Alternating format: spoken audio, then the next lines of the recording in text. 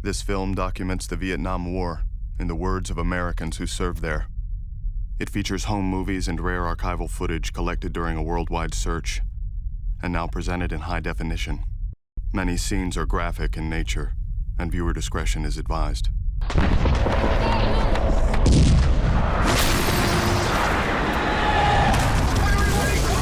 I was in World War II, fella, and I served 3 years. I know what it's about. So I have a son that's going to go into the Army.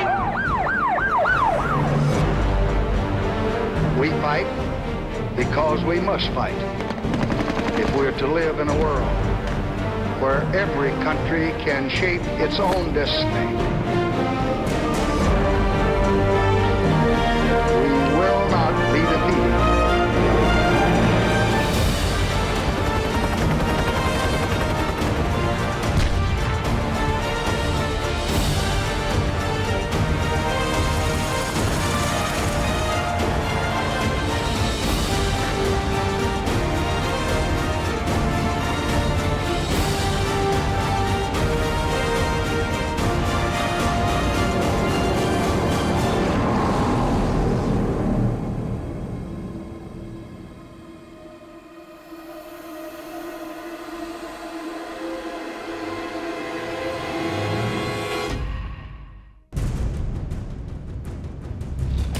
For 3 years, peace talks between the United States and North Vietnam have been going on in Paris, with little or no progress.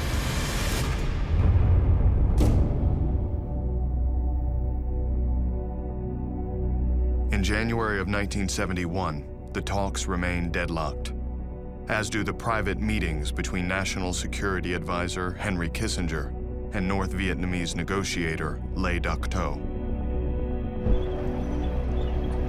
Nonetheless, President Nixon is moving ahead with his policy of Vietnamization, the plan to eventually turn over all combat responsibilities to the South Vietnamese Army, known as the ARVN.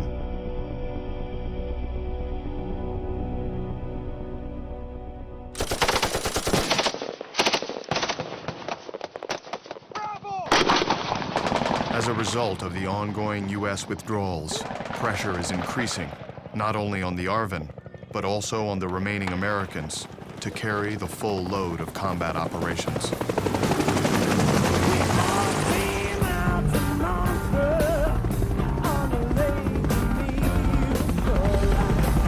Every one of these guys thinks he's a damn cowboy. And I'm the lucky guy that gets to lead him into battle. 29-year-old Major Bob Clewell was a military advisor to the ARVN in 1964. He returns to Vietnam as a company commander in the 101st Assault Helicopter Battalion.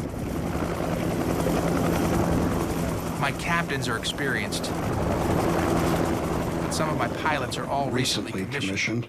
With a few exceptions. They were all on pretty much their first tours. Of course, when it comes down to it, every one of them knows exactly what's expected of them. And they're more than prepared to do what I ask. Which is a hell of a comfort, because I've just gotten orders saying we're about to get into a big operation. Since the start of the war, the Ho Chi Minh Trail, the enemy's main supply route into the south, has been a thorn in the side of the Americans and the South Vietnamese. After years of heavy bombing failed to sever the trail, a 1970 ground incursion into Cambodia finally succeeded in destroying a massive amount of enemy weapons and ammunition. Now, U.S. and ARVN commanders hope that a similar assault against the northern end of the trail, located in Laos, will result in the destruction of an even greater amount of supplies and disrupt enemy operations long enough for Vietnamization to take hold. Codenamed Operation Lamson 719, the plan is to send an armored South Vietnamese force speeding down Highway 9 to the village of Chapon, which is believed to be a major enemy supply depot. At the same time, U.S. helicopter units, including Major Bob Clewell and his men, will insert ARVN ground troops north and south of the highway to act as a blocking force and destroy any additional supply caches in the immediate area.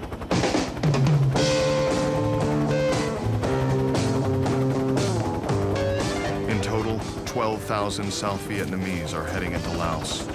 And for the first time since American forces took over primary military leadership, they will do all of the ground fighting. A congressional amendment enacted a month earlier prohibits U.S. ground forces from setting foot outside South Vietnam. Lamson 719 will be the first real test of whether or not the South Vietnamese military is prepared to lead the war by themselves.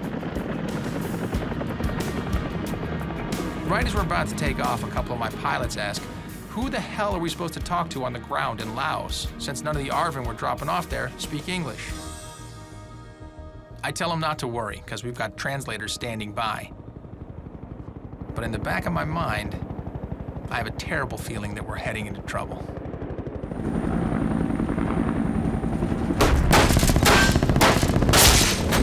Heavy fighting has broken out in Laos again today after 3 days of 4 cameramen are reported missing in Laos tonight, and it's believed that they were killed in a helicopter crash. One of the journalists killed covering Lamson 719 is a friend of UPI correspondent Joe Galloway. Galloway was last in Vietnam during the Ya Drang Valley battles almost 6 years earlier. His boss now requests he return to take the place of his friend.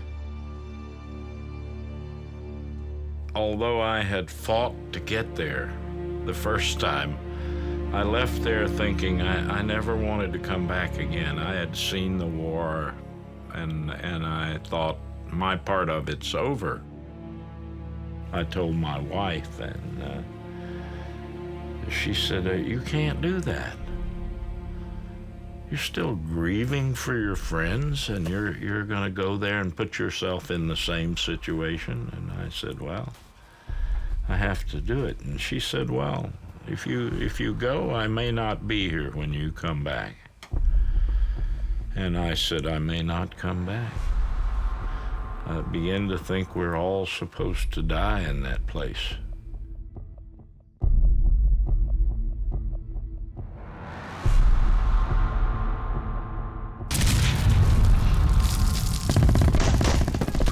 Galloway arrives during the second week of Lamson 719 and finds the military situation even grimmer than he expected. Nearly 60,000 NVA are massing to launch vicious assaults against the 12,000 South Vietnamese. The armored column is stopped only halfway to Chapon. Finally, during the third week of fighting, a quick decision is made to break west and establish 3 landing zones known as Lolo, Liz, and Sophia. With the armored column still bogged down on Highway 9, ARVN and U.S. commanders plan to helicopter approximately 1,600 ARVN ground troops into these LZs in the hopes that they can jumpstart the advance to Chapon. Oil 1-2, can you pick up auction going into the LZ? Get that altitude. Yep. Major Bob Clewell and his company are among the 30 choppers selected for the missions at LZ Lolo. And Chalk 6 is taking fire.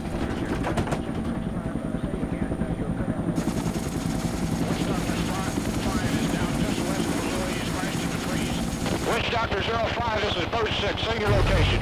Jesus, man, what the hell is going on out there? Over the radios, we can hear the choppers ahead of us. They're taking heavy fire from all over the LZ. 4629er is the lead. Our lead aircraft was hit.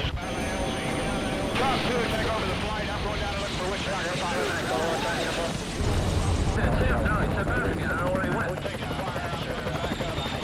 I saw one aircraft explode, and I saw the other one. I look down, and it's like the terrain is moving beneath us. There must be several hundred enemy soldiers, Enemy heavily soldiers, camouflaged. heavily camouflaged, all moving together like a carpet, you know. And then as we got close to the next zone, began as a mass to shoot at the helicopter. Keep moving!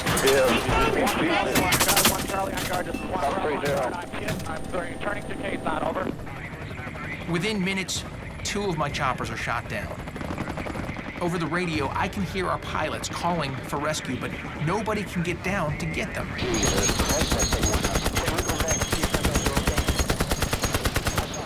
Clewell and the remaining choppers are determined to rescue the 8 downed Americans from their company. For over an hour, they circle the LZ. But with their fuel and ammunition nearly depleted, they are finally forced to head back to the base at Khe Sanh. I have no contact with my leadership at the present time.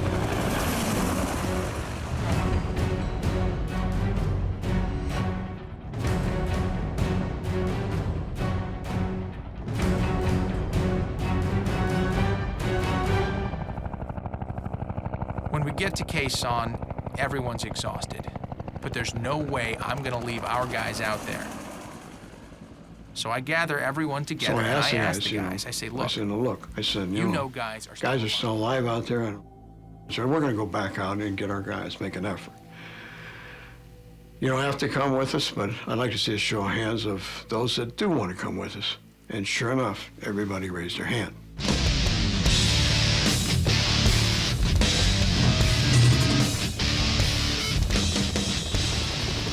As we head back towards Lolo, I feel an incredible sense of pride.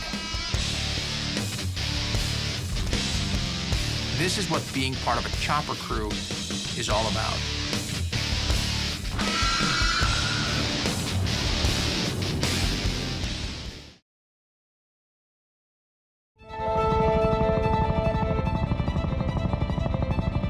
In March of 1971, South Vietnamese ground troops are in battle against the North Vietnamese, and for the first time, they are without U.S. advisors or ground support. Only U.S. air crews, including Major Bob Clewell and his choppers, are in the thick of the fight. They are speeding towards landing zone Lolo in Laos to rescue the 8 men from his company who were shot down by the NVA. My mind's racing a mile a minute, running through every possible scenario. Only one thing's for sure. We've got men down there, and we aren't leaving without them. These men are some of the most courageous, most dedicated soldiers I have ever met. Every one of them knew exactly what kind of hell was out here, and yet not a single one even hesitated at the thought of coming back for their friends.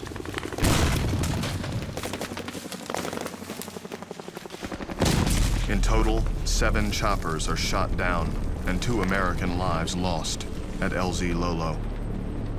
But thanks to the courage and determination of Clewell and his fellow pilots and crewmen, no American, dead or alive, is left behind.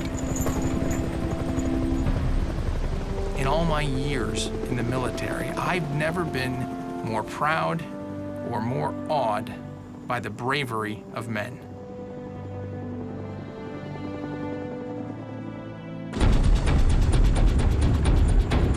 Three days later, the push continues as 120 American choppers lift off to deliver 800 additional ARVN ground troops within striking distance of their ultimate target, Chapone.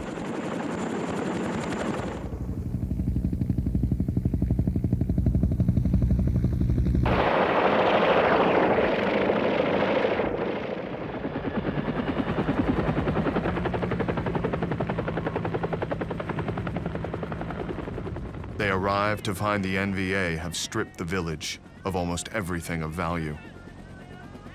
Chapone is not even close to being the massive enemy supply depot military commanders expected.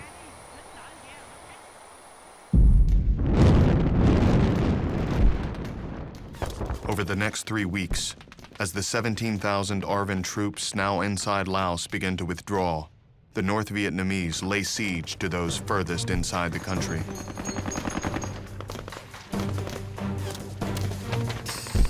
With their troops surrounded and outnumbered, inexperienced South Vietnamese commanders begin to lose control, forcing U.S. choppers to come to their rescue.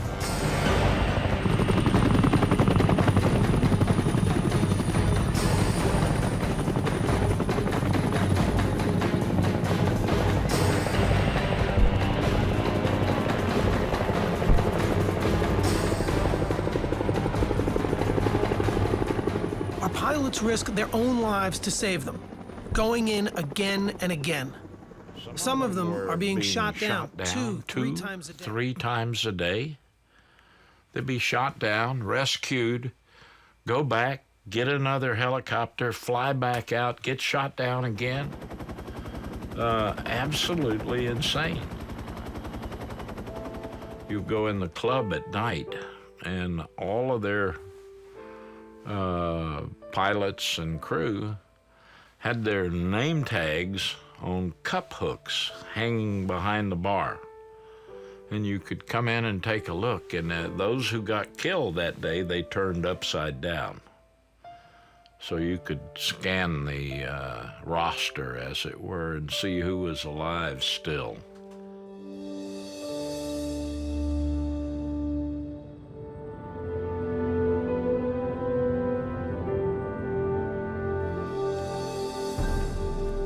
By the time Operation Lamson 719 concludes, nearly 3,800 ARVN have been killed. 253 Americans are dead, and over 1,100 wounded. It was a disaster. It was supposed to prove that the South Vietnamese were competent and capable and could take over the American role. That was the graduation exercise. But I'm afraid all it's shown is even though the South Vietnamese soldiers fought valiantly, their leadership is nowhere near ready to take control of this war. But that is not the message President Nixon delivers to the nation. Did the Laotian operation contribute to the goals we sought? I've just completed my assessment of that operation, and here are my conclusions. The South Vietnamese demonstrated that without American advisors, they could fight effectively against the very best troops North Vietnam could put in the field.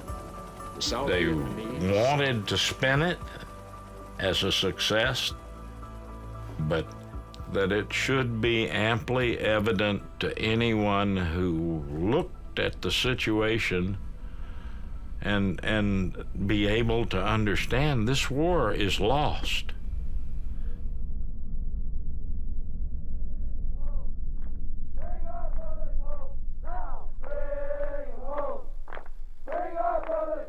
Less than 3 weeks after President Nixon delivers his assessment of Lamson 719, a 5-day-long demonstration in Washington, D.C., organized by Vietnam veterans against the war, garners huge publicity and controversy. On the 4th day of the event, VVAW spokesman John Kerry testifies before Congress. He is the first Vietnam veteran to do so. Each day, to facilitate the process by which the United States washes her hands of Vietnam, someone has to give up his life, so that the United States doesn't have to admit something that the entire world already knows, so that we can't say that we've made a mistake. And we are asking Americans to think about that. Because how do you ask a man to be the last man to die in Vietnam? The day after Kerry's testimony, the veterans converge in front of the Capitol for their final day of demonstrations. Among them is former Second Lieutenant Barry Romo.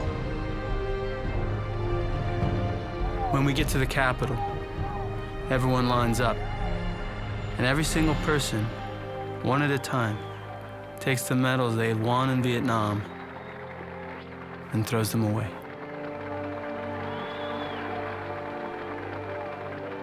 And when it's my turn to step forward and throw it down, and then all I said was, these aren't worth shit. I couldn't say anything else.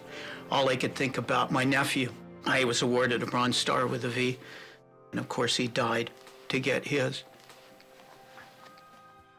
And so all I could think about was the sacrifice that he had made for the same thing that I had done.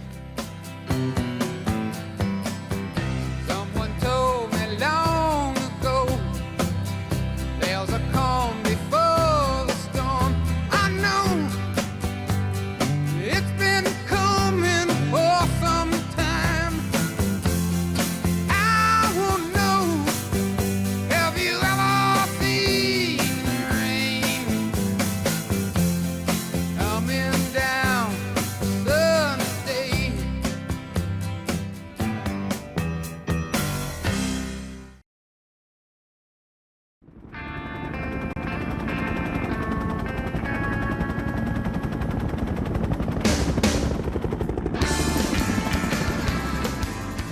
can't say I'll miss this place, but I sure as hell will miss these guys.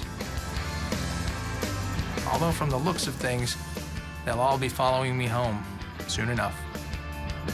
In July of 1971, Major Bob Clewell completes his tour of duty, having flown over 600 combat hours as company commander.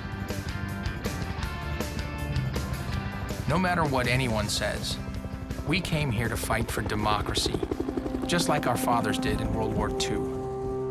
Just like them, we wanted to spare our families from the horrors of war, the things that they had seen that they and couldn't talk about. You know, as a consequence, we felt a deep commitment to serve our country in Vietnam. This war may not be the most popular anymore, but we know that we did what we were asked to do, to the best of our abilities. Throughout 1971, U.S. forces accelerate their withdrawal from Vietnam. The difficulties demonstrated by the ARVN's first major operation without U.S. ground support hasn't lessened Nixon's determination to turn the war over to the South Vietnamese.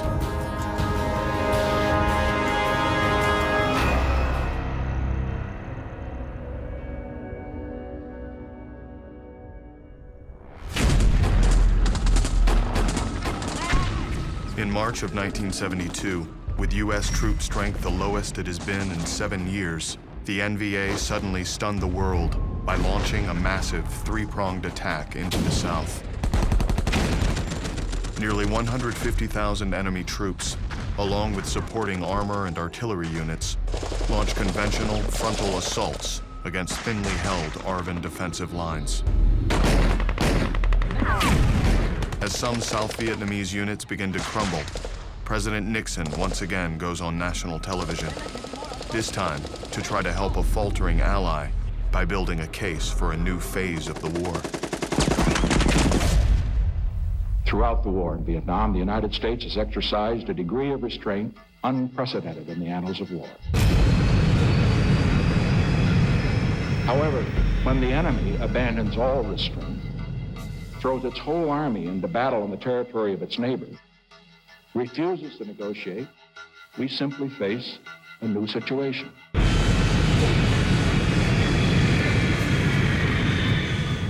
In these circumstances, any president who failed to act decisively would have betrayed the trust of his country and betrayed the cause of world peace.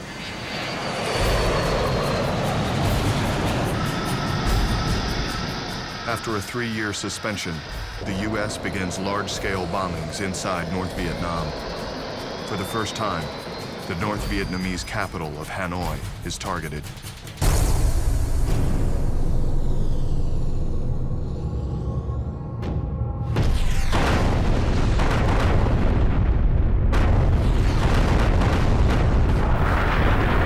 Over the next 5.5 months, 200,000 tons of bombs rain down on the North, while U.S. forces complete their final withdrawal from the South. President Nixon, who is running for re-election, is under pressure to bring the troops home. And so despite the ongoing bombing, on August 11th, 1972, the last U.S. ground combat unit departs South Vietnam. America's ground operations officially end. But the war in Vietnam does not.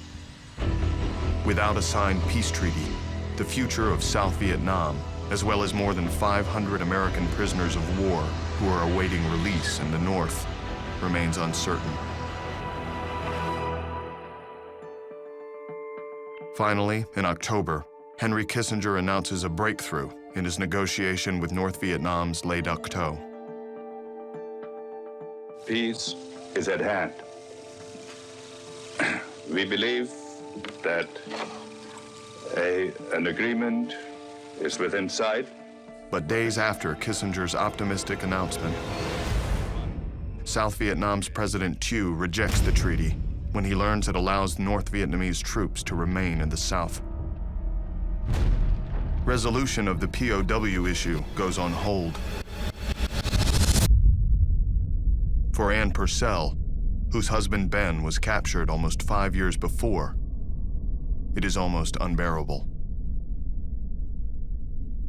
It was a roller coaster. We felt hopeful, and then our hope would be dashed, and then again a hope, and then dashed again. It was just a roller coaster one week after the other.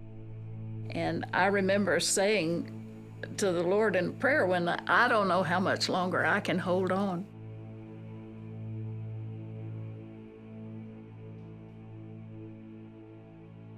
Negotiations continue for the next 3 months, until on January 27, 1973, after continued bombing of the North and much U.S. pressure on the South, all parties finally signed the Paris Peace Accords.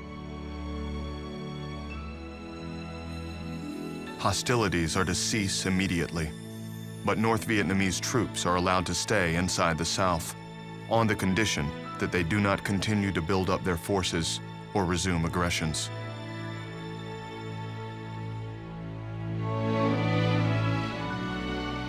I have asked for this radio and television time tonight for the purpose of announcing that we today have concluded an agreement to end the war and bring peace with honor in Vietnam and in Southeast Asia.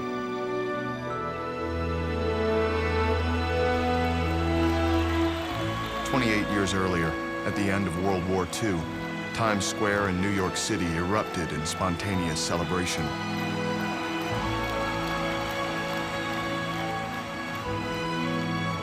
Not so in 1973.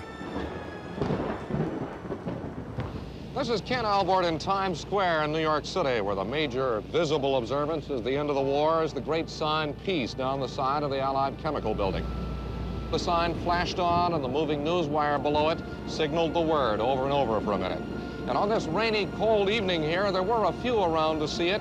Times Square, which had filled again and again over the years with crowds demanding peace, and a rather smaller crowd to celebrate its arrival. There were other observances as the hour came. 8 years after the Marines first landed in Vietnam, the war that divided a nation is finally over. And the unwinding of America's involvement can begin.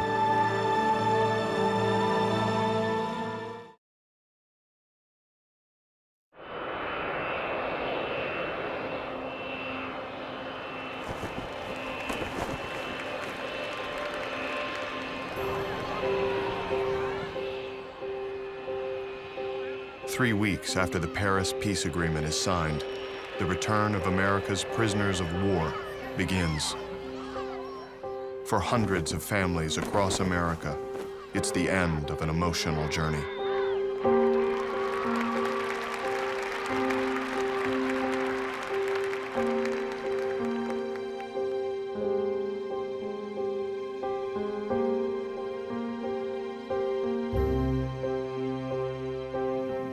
After 5.5 years, I know what makes America great. It's you, the people. Thank you so much for your support. I love you this much. I love you this much.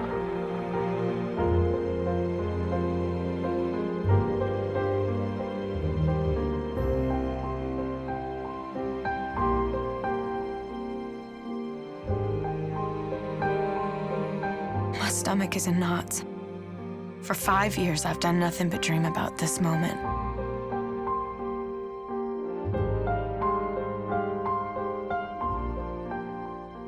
Dear Mrs. Benjamin Purcell, on behalf of the Secretary of the Army, I wish to inform you. I can't do it.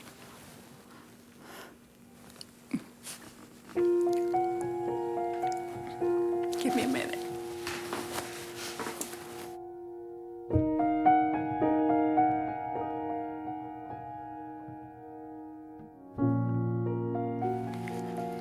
And that's strange, that I'd cry when I knew he was coming up.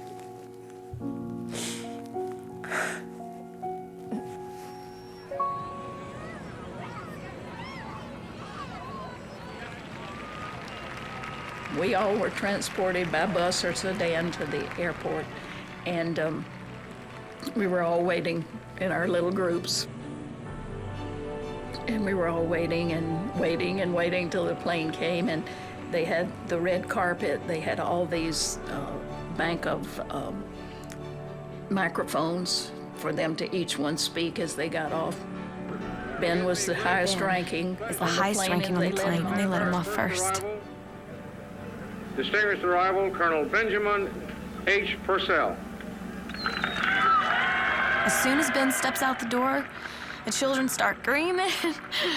They're so excited they can barely control themselves. Even I can hardly keep myself together. Fellow Georgians,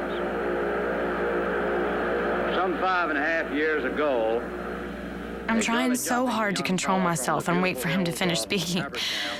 But all I want to do is just touch him so that I can be sure that this is for real and that he's real. The Gulf of Mexico.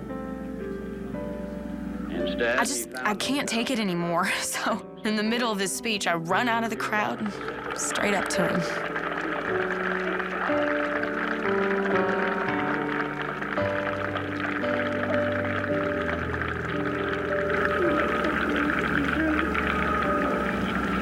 At this moment, my years of loneliness and my wife's long vigil comes to a happy end.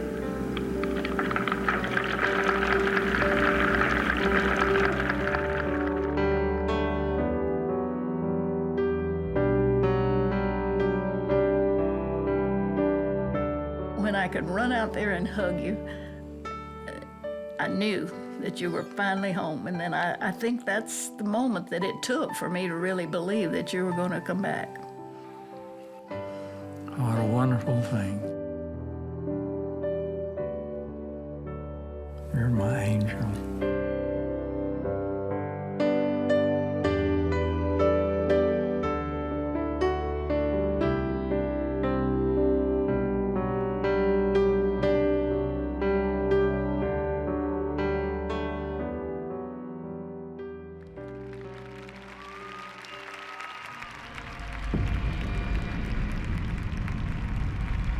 For many Americans, the return of the POWs marks the final conclusion of the Vietnam War. The troubles of Southeast Asia slipped from the daily newscasts, giving way to reports of the Watergate break-in and subsequent political firestorm. There was talk this weekend that the president should resign and under siege because of the Watergate scandal. As president, I must put the interests of America first. Therefore, I shall resign the presidency effective at noon tomorrow.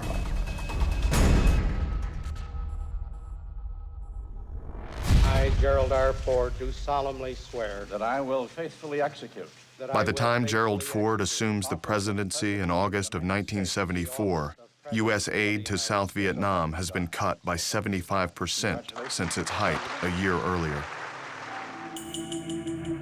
For the ARVN, who've depended upon American money and military supplies since 1954, the cutbacks have a devastating effect.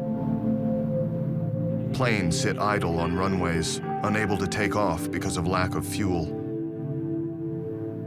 Artillery pieces that had once been allocated 100 rounds per day are rationed to only 10. But while the ARVN's supplies are dwindling, the North Vietnamese are rebuilding their military strength. On March 10th, 1975, just over 2 years after the Paris Peace Agreement was signed, hopes for an independent South Vietnam come crumbling down. The North Vietnamese launched their largest and most ambitious offensive yet into the South.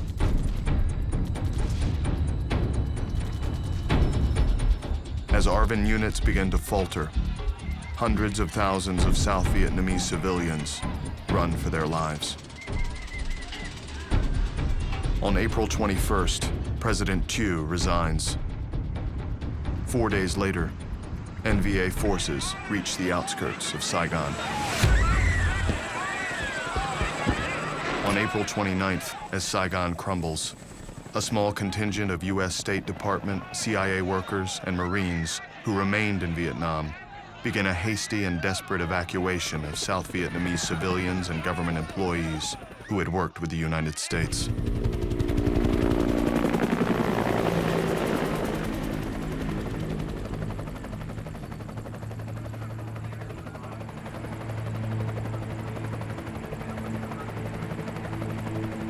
Tens of thousands of people scramble onto U.S. ships waiting offshore.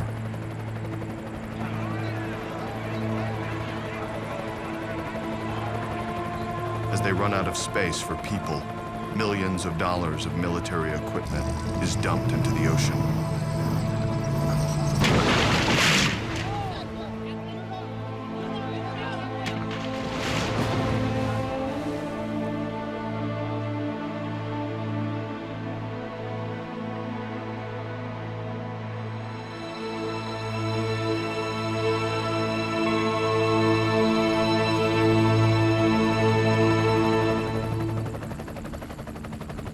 On April 30th, just before 8 a.m., the last American chopper to leave Saigon lifts off from the roof of the embassy. Less than 4 hours later, North Vietnamese tanks crash through the gates of the presidential palace. At 4 o'clock, a live radio broadcast announces Saigon is officially renamed Ho Chi Minh City. We're all gathered in the bureau, standing over the teletype when it starts ringing flashes. Saigon has fallen. Saigon has fallen. The presidential palace is taken. It was over. It was over.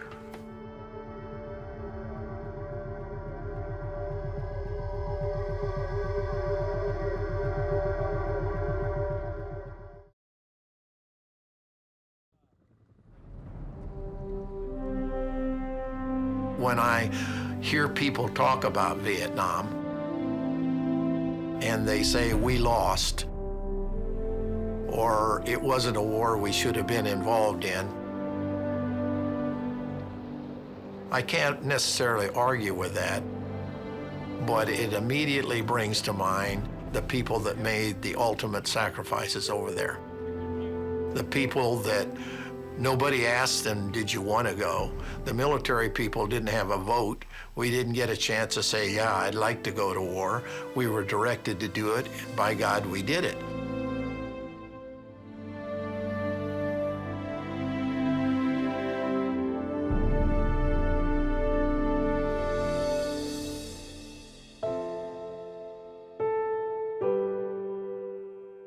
I had taken my military experience and I'd really buried it. And I didn't want to bother with it, and I didn't want anybody else to bother me with it. But in my kids' eyes, it was a thing of value, and they're very proud of me. That changed my life. That changed my life in a lot of ways at that point. They were very proud of me. They were very proud of their old man.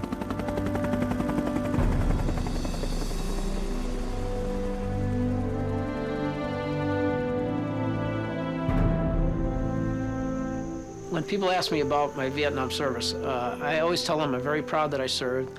At the time I went in, I hated the idea of going. I hated the idea of being drafted, but I went because that's the way it was back then. The country wasn't on the best of terms with the Vietnam vets for a long time, but that's changed, and I'm very proud of that fact. The veterans who serve today get a great send-off. They get a great welcome home. Now, I never got that, but I don't care because today they are getting it. And in my mind, that's my welcome home. Because of what I suffered through, these people today are reaping the benefit. And I'm just so glad that the country has realized that our men and women who serve this great country are appreciated. I don't think that anybody should ever apologize or feel the need to apologize for the effort that our soldiers in Vietnam put in. The American soldier did everything and were successful at everything that they were asked to do.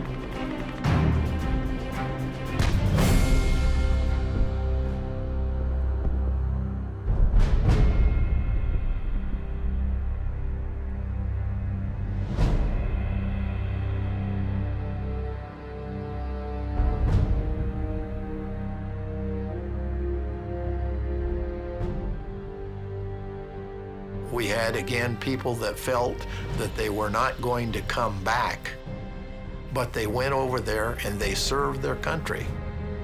So I remember the brave people that went over there and did what we asked of them.